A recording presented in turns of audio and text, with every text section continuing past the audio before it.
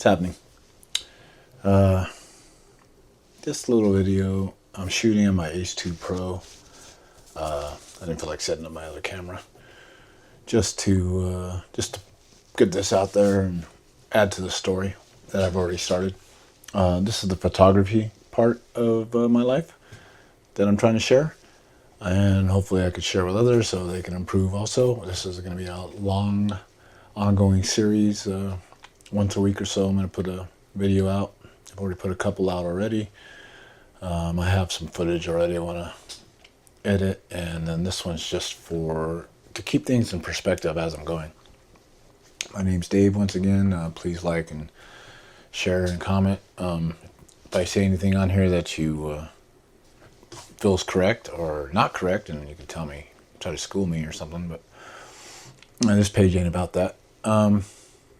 So why did I get into photography in the first place? And that's where I'm at, a little bit about myself. I had an injury in 2008, snowboarding, and I was basically paralyzed for a moment. I was rescued off the mountain. Ski team had to ski in and get me out and bring me down the mountain. And miraculously, at some point, my body turned back on. So I had surgery through the front of my neck, and that went well for about 5 years. But that's when I started the photography. I was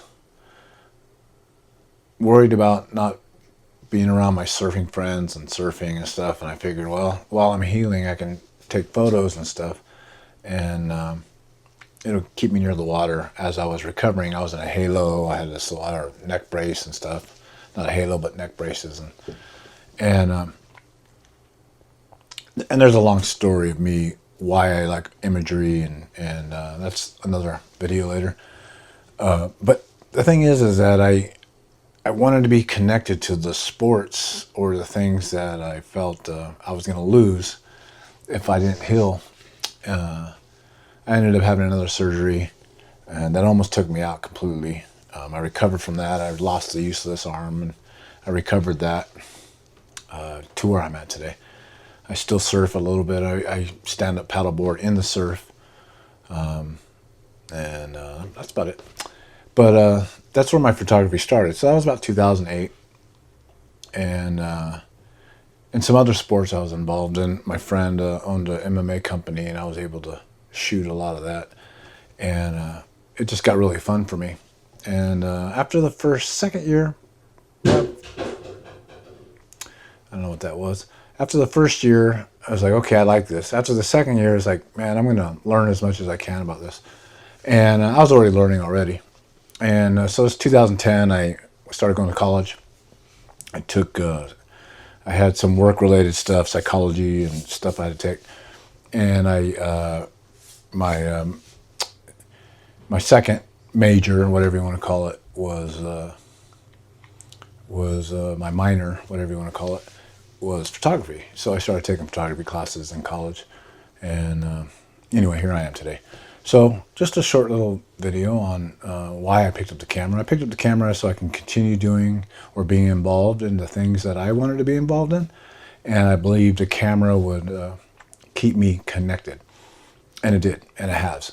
And it's taken me down many other roads where now I don't even really shoot that stuff anymore. I more go off and do other things like Milky Way and desert by myself, into the deserts and stuff.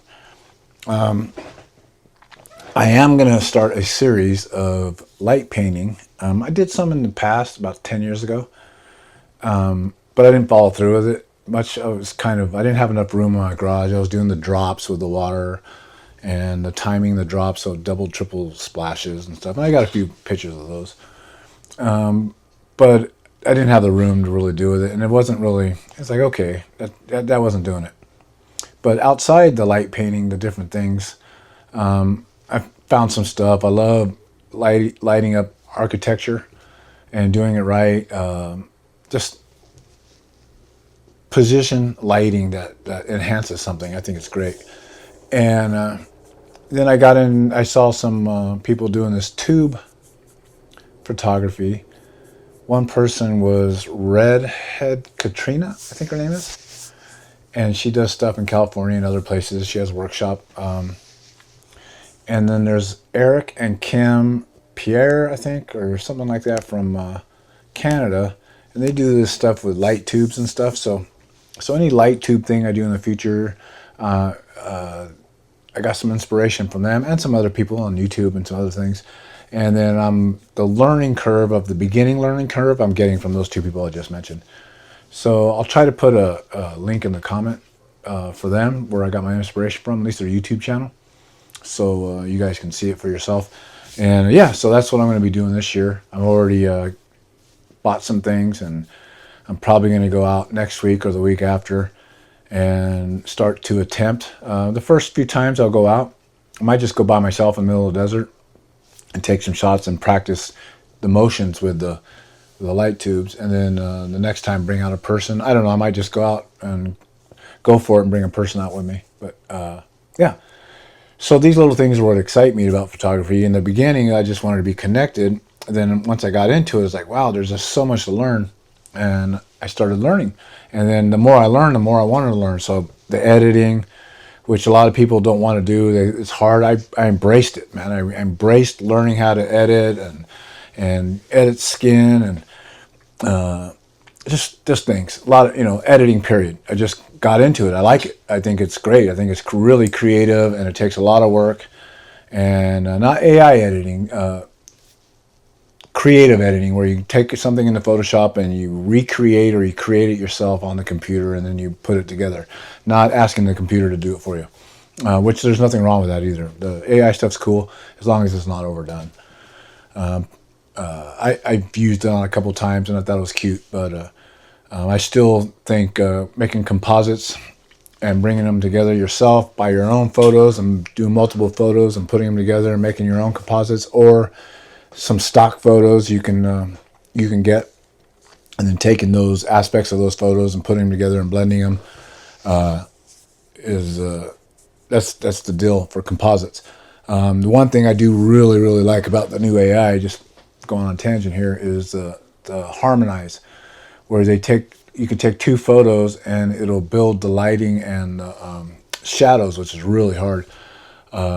And that'll build it for you. So you can put everything together, make it perfect, make it all fit, but then it might be just a little off, and you can hit harmonize and it'll just add that little bit of shadow.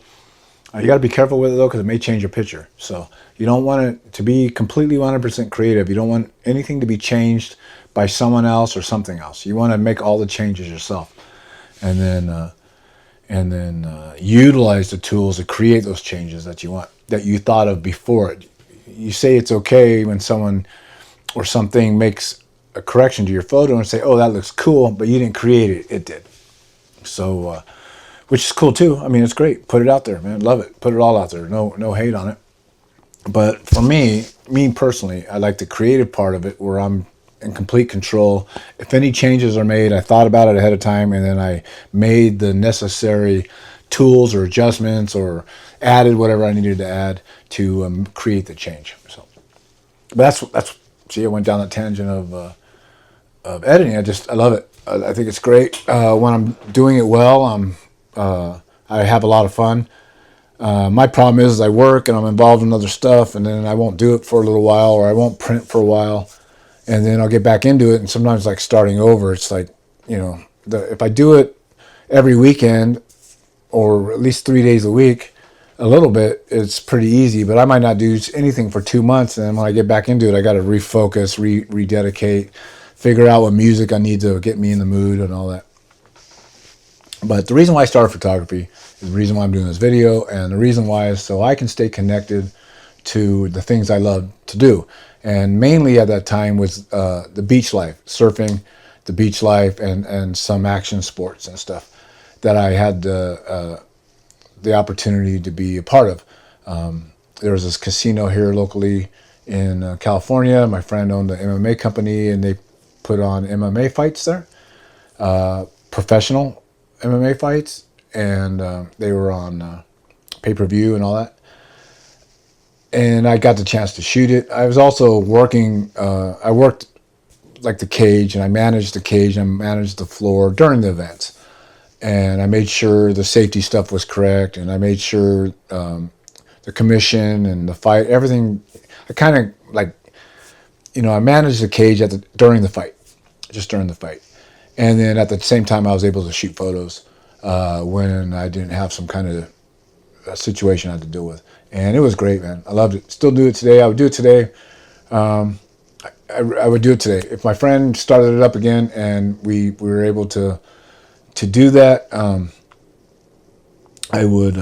I would jump in at least 100% to help get it started off the ground again, and just to be a part of it because it was so much fun.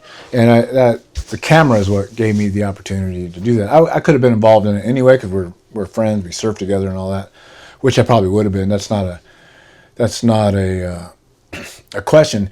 But the thing is I asked, hey man, can I shoot one of the events? And I did, and then they needed some help that event, and I helped them solve some problems during that event in the beginning stages, and they asked me to continue to do that, and then of course I wanted to shoot. So, and no one ever complained. No one ever complained about me shooting. No one. It was great.